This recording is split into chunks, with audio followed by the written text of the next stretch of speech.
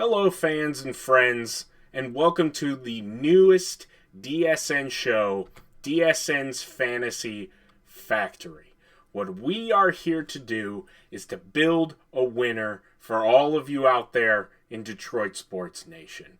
My name is Bair. You may have seen me on other shows such as The Big Picture, The War Room, many others across DSN. But what I am here to do for you weekly and any time that we have breaking news is to give the fantasy news, the fantasy suggestions, answer your questions, do everything that I can to make a community of winners here in Detroit Sports Nation and all of our fans out there. So obviously the first question that comes to mind, everybody I'm sure is asking, why would you listen to me? It's an honest question. I appreciate the skepticism. Naturally, fantasy sports are very serious. So to give you a little background on myself, I've been playing fantasy sports since 2010 when I was in high school. My very first fantasy sport actually was fantasy hockey, surprisingly.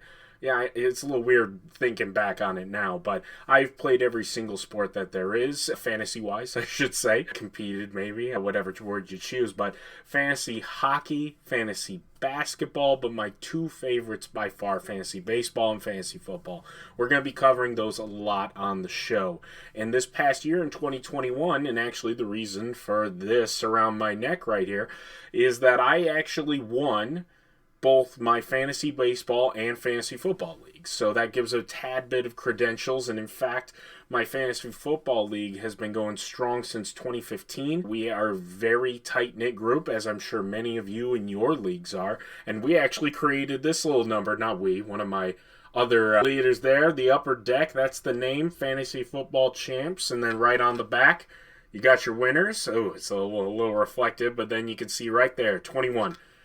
And so I just wanted to show that as a kind of a sign that I come in peace, and I want you guys to be able to share with us your trophies and your punishments and everything like that. So fantasy football is right around the corner. Drafts are starting, and we can obviously get into the merits of how to run a really good draft, location, food, and also the age-old question of what is better, auction or snake draft. Now, what I'm going to be doing is actually laying out 5 tips for you for your draft, regardless of whether you're doing auction or snake. I will be completely transparent. My league does auction, and so a lot of the tips that I have do orient around that, and it will start with our first tip.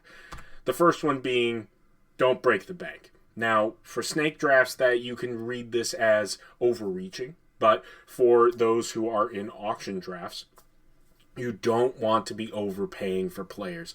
And an example that we have here from Fantasy Football, Fantasy Pros, which we'll be using a lot on the show, is right up here. And so what I want to do is use this interactive tools here so you can see where my mind is at with this. So when we're talking about not overreaching, not breaking the bank, we're talking about the tier ones. These guys right here. Jonathan Taylor, now I am very high on him on Beyond the Box with A.J. Riley. I discussed how Jonathan Taylor, I believe, is the best running back in the NFL. However, he is going to cost a mint. And our obvious fear is going to be number 3. This guy right here. Christian McCaffrey is the obvious example when you are drafting, whether it is that you have the number 1 overall pick in a snake draft or you're looking at $65+ for Christian McCaffrey, depending obviously on what your salary cap looks like. I would be fearful of that. One thing that I have noticed is a lot of guys wind up screeching for one of these top guys, overpaying, chasing, and it winds up hurting you, whether it's an auction and you don't have the dollars in order to fill up your back end of your roster, or when it comes to the snake draft and you're trying to compensate for positions because you overreached, whether it may be a quarterback where you're reaching too far up. Tight ends is a position that winds up being the case quite often. I know Darren Waller this past year was a perfect example of that. So these are things to keep in mind. So again, I would highly recommend that you do not break the bank. The next thing is going to be spell yourself. Now, for anybody who doesn't understand the terminology, spelling yourself is where you are going to go into a draft and you are going to cover your behind. So if we are to use Christian McCaffrey as an example, what you do when you're spelling yourself is later in the draft, as you're starting to build up your backfield and your backups, you are getting players to cover for that, whether it's be that you have a quarterback that you are wary of, Andrew Luck was for a few years, and you want to get somebody as a solid backup for him, or you have, let's say that you do overreach, you wind up getting caught up in the moment, you get a Christian McCaffrey, you get a Jonathan Taylor, something like that, you get their backup. In this past year, for 2021, I was primarily Los Angeles Chargers based, and Austin Eckler was out in the middle of the season quite a bit. Having Justin Jackson saved my season. If I didn't have Justin Jackson, I would not have been able to win that league. So spelling yourself is absolutely essential. But maybe, so essential that we bring it up again, I guess. So looking at your compliments. Now, there is a specific team that I want to use as an example. That is the Las Vegas Raiders. These guys right here. Now, the Las Vegas Raiders are very important because when I say looking at your compliments, we are looking at the roster as a whole. So one player that the Las Vegas Raiders is going to be get a lot of attention is obviously going to be Davante Adams. Now, what we have here are other guys that you are able to see who kind of compliments around them. So Davante Adams has Hunter Renfrow, a high target, a slot receiver to take attention off of him from the middle of the field. Darren Waller kind of speaks for himself. He's still, even though he didn't have a great year last year, he is still a solid player. Josh Jacobs coming out of the backfield and having a good quarterback.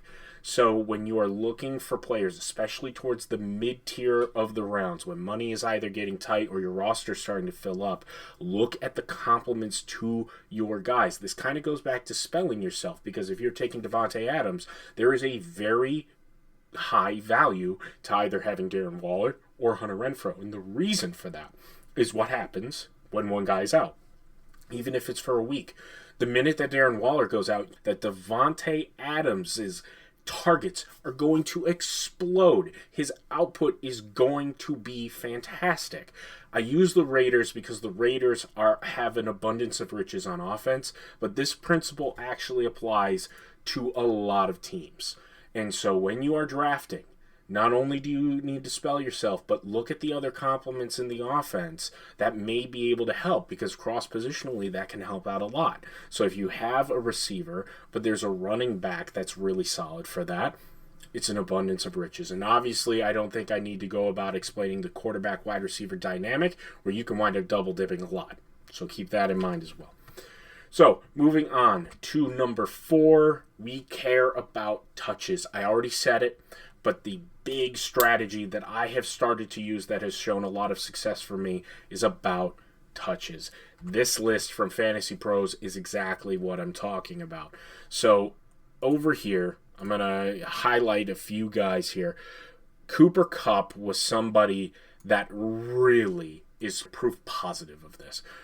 Whenever Matthew Stafford wound up going to the Los Angeles Rams, one thing that I had alluded to in a previous show that we used to do was that Cooper Kupp was going to see this explosion. And the reason why he was going to see this explosion was because of the amount of targets that he was averaging. You see right over here, 11.2 targets. The reason why targets matters is it's just a sign of activity in the offense. Running backs are another great example. Najee Harris is going to be somebody coming up into this next year that's going to be really important, because not only does he have a rookie quarterback, but he already was averaging close to 20 plus touches a game. That matters for us because we want them involved. It doesn't necessarily matter so much about the catches, because as we know, there are those deep threat guys that only get 3 catches a game at most, but they get 10 plus points every week. But Cooper Kupp is somebody we know we can rely on, somebody who is getting those targets. For me, last year, Keenan Allen was it. He was clearly, not Josh Allen, Justin Herbert's number 1 target.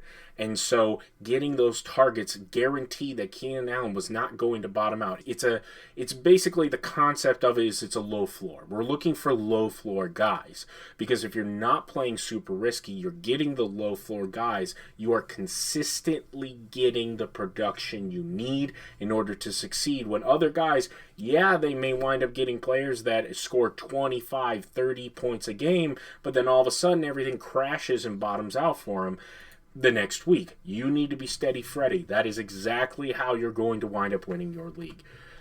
And then lastly, and this one speaks for itself, but don't be almost guy. I know everything that I'm talking about is about being intelligent, being smart, showing that you are cautious with how you're doing your draft, whether it's that you are more frugal with your money or your position in which you're drafting. You're not overreaching for players. But nobody cares about the almost guy. A buddy of mine, that is his favorite phrase to use in the entire English language. His best stories are almost stories. And whenever you guys are having your punishments or you're ending your year, and now you're going, oh, I almost got him too. I almost took Cooper Kupp, but then you wind up not doing so. You look like a fool. And you also wind up having a punishment where you're having to run out on I-75 in nothing but your underwear. I don't know. It's just, you can't be almost guy. No, there's no winners when it comes to that. And so your draft story needs to be one of playing it smart, looking at the targets from the players, the compliments around them, not overreaching for guys, but also not holding on to the purse strings too tight to where you wind up having a roster that the average grade on every guy is a C+. So, with that in mind, that is the end of this edition of the DSN Fantasy Factory. We are going to be having breaking news happen every week. Eric Vincent has already been doing a fantastic job, so please click the bell for the notification, subscribe for that, and I will also be covering the fantasy implications of that. Baker Mayfield gets traded to Carolina, we're going to be talking about it. We have any other trade implications. For football, it's going to be pretty heavy, but baseball, the minute that we have the winter meetings, free agency, everything like that, we're going to be discussing it. So please, make sure that you are clicking that bell for the notifications, subbing.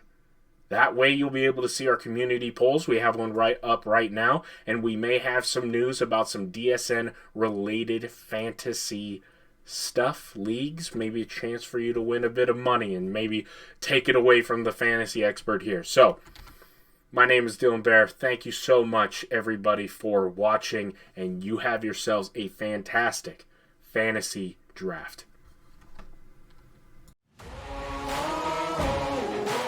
Man on a mission, I'ma get it. You know I be on a what?